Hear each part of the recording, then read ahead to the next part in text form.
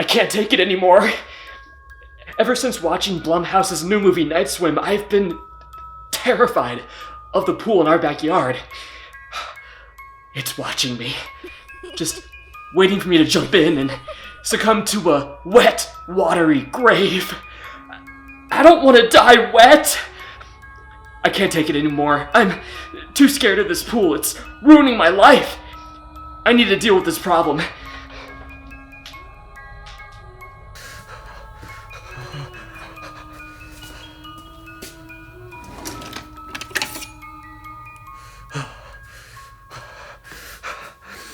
I'm gonna end you. You freaking pool. I'm not gonna let you ruin my life.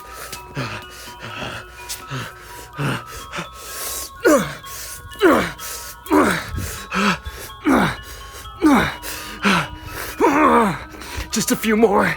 I'm gonna make you bleed.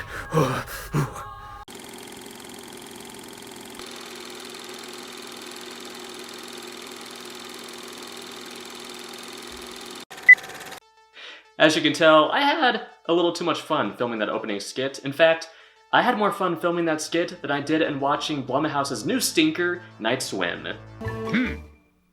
No, sir, I didn't like it.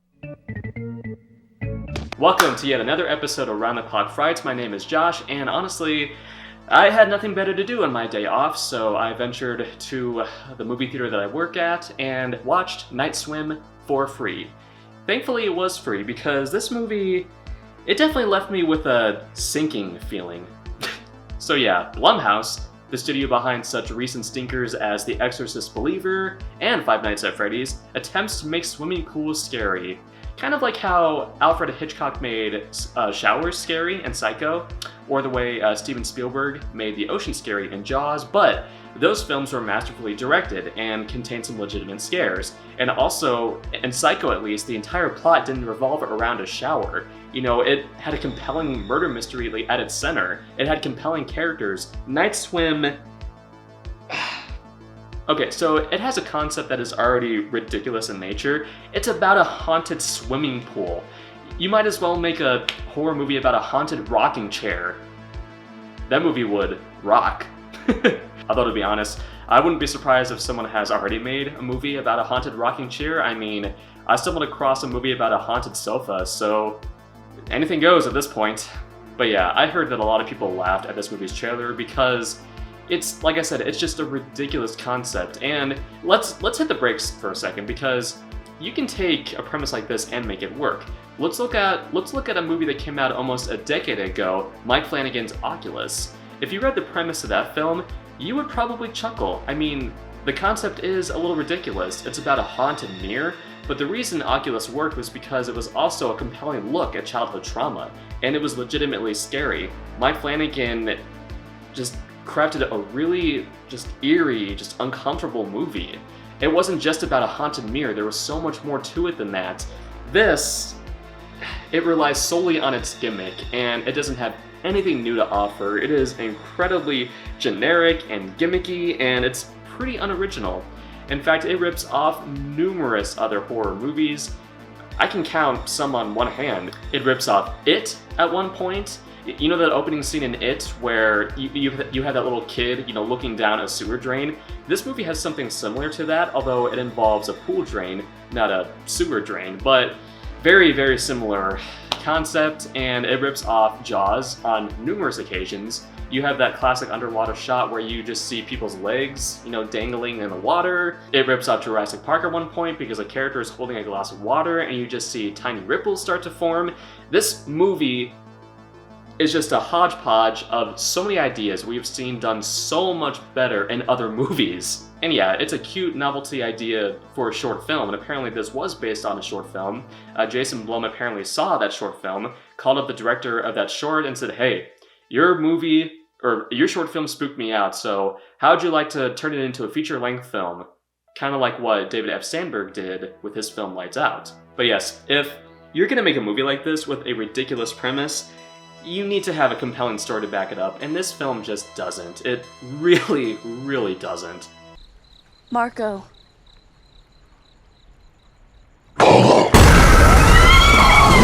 to this movie's credit, it does have a decent first half.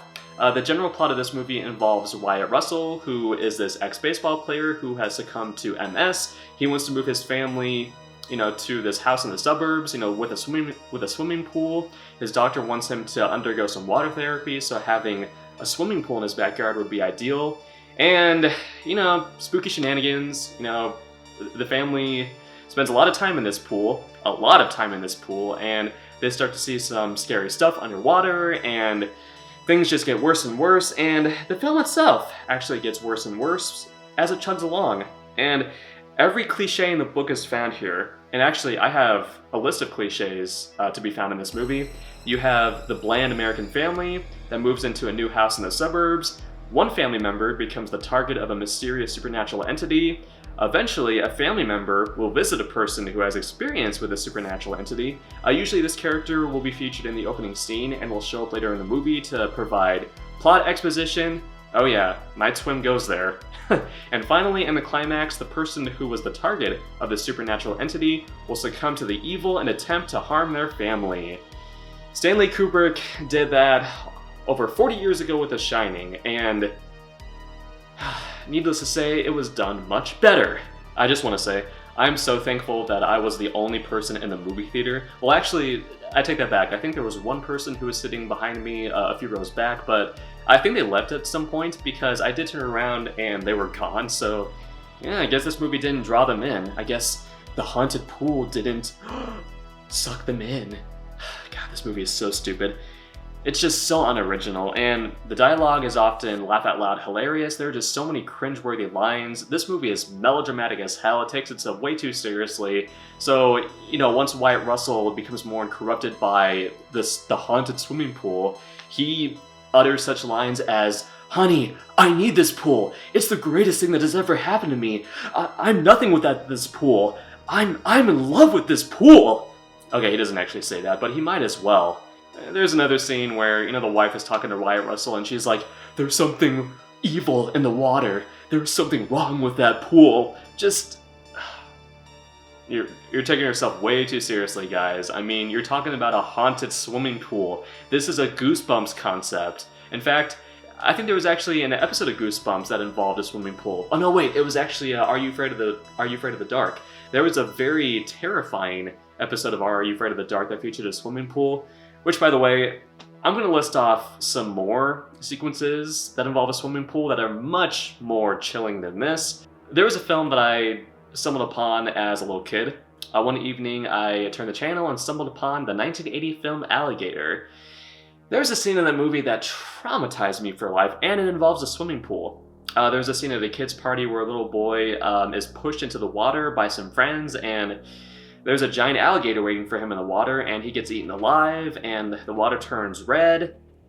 Yeah, that scene really got to me as a kid, and it still scares me as an adult. So there's that. In the movie It Follows, the climax involves the main character, trying to draw in this evil entity into the swimming pool so that she can electrocute it to death. Much more compelling and thrilling than anything found in Night Swim. So, yeah.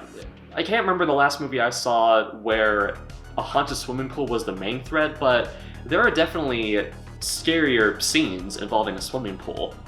Those two scenes that I just mentioned are much scarier than anything found in this heaping pile of crap. Speaking of the unnatural dialogue, there's some weird, quirky side characters in this movie. There's this realtor who keeps popping up throughout the movie. There is a scene where she's talking to the mom, and she's like, I don't want to put poo in the pudding, but... What the hell? There's this really weird pool maintenance guy who delivers this dramatic speech about how, we came from water originally, and we've evolved as a species, but it's interesting that we've been trying to get back into water. It's really unnatural and strange. There's some really weird moments in this movie. Like, some of the characters in this movie, I'm just like, are you okay? Like, you're really, really weird.